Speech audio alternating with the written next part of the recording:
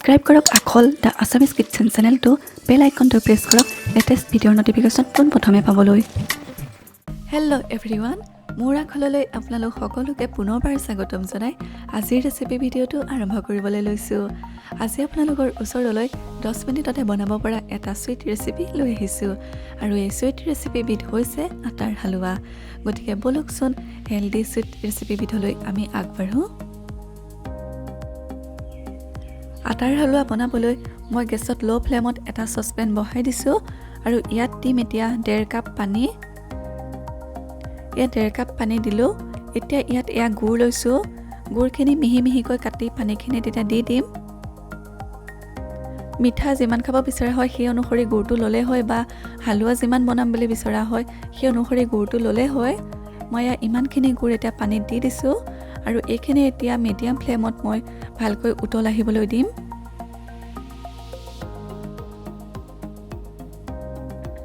আৰু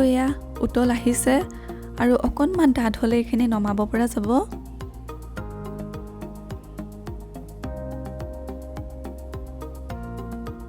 আৰু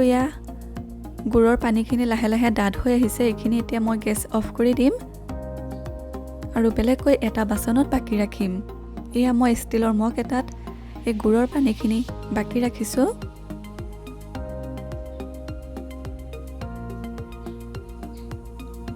এতিয়া একেটা বাচনে পুনৰ ধুই আকৌ গেছত বহাই দিছোঁ এতিয়া লো ফ্লেমত মই ঘিউ দিছোঁ গৰুৰ ঘিউ দিছোঁ প্ৰথমতে 1.5 চামুচ ঘিউ মই দি লৈছোঁ এতিয়া ঘিউখিনি গলাই ল'ম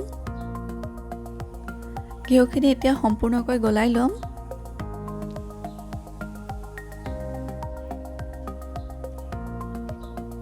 আৰু ঘিউখিনি গলি গৈছে এতিয়া ইয়াত আটা দি দিম যেহেতু আটাৰ হালৱা হয়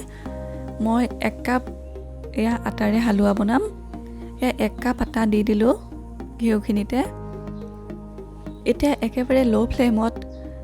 এই আটাখিনি ভাজি থাকিব লাগিব যেতিয়ালৈকে অলপ গোল্ডেন ব্ৰাউন হৈ নাহে তেতিয়ালৈকে ভাজি থাকিম আৰু অলপ ঘনাই লৰাই থাকিব লাগিব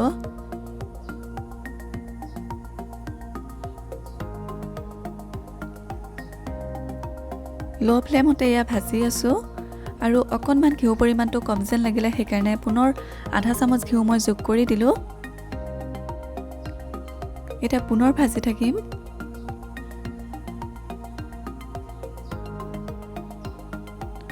আৰু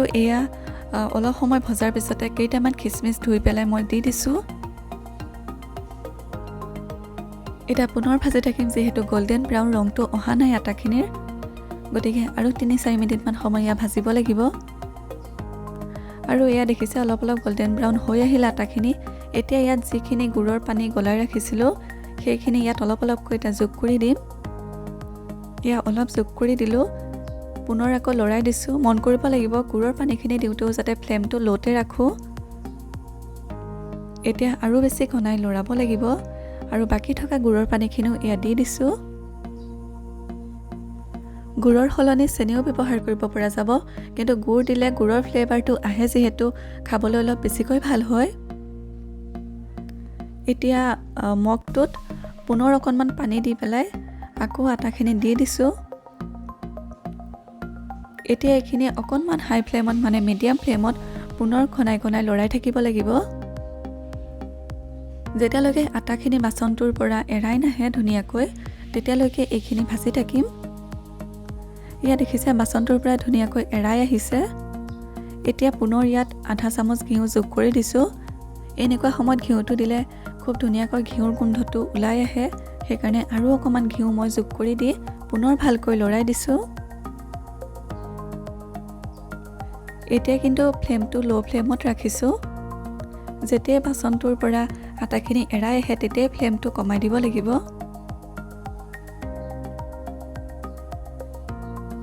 এতিয়া ভালকৈ ঘিউখিনি মিহলাই দিলোঁ আৰু খুব কম সময়তে বনাব পাৰি আমিতো চুজিৰ হালৱা খায়েই থাকোঁ গতিকে এই ধৰণেৰে আটাৰ হালৱাও বনাই খাব পাৰি আৰু খাবলৈ বিৰাটে টেষ্টি হয় গতিকে আপোনালোকেও এই ধৰণেৰে বনাই খাই চাবচোন আৰু হৈ গ'ল মই এটা গেছ অফ কৰি দিলোঁ আৰু বেলেগকৈ বাচন এটাত উলিয়াই ল'লোঁ আৰু ওপৰত এয়া বাদাম টুকুৰা কৰি দি দিছোঁ। গতিকে আজিৰ ৰেচিপিটো ইমানেই আছিলে। যদি আপোনালোকৰ ভাল লাগিলে তেনেহ'লে লাইক কমেণ্ট আৰু শ্বেয়াৰ কৰিবলৈ নাপাহৰিব আৰু আপুনি যদি চেনেলটো নতুন তেলা ছাবস্ক্ৰাইব কৰি দিব আৰু কাষতে থকা বেল আইকনটো প্ৰেছ কৰি অল কৰি দিব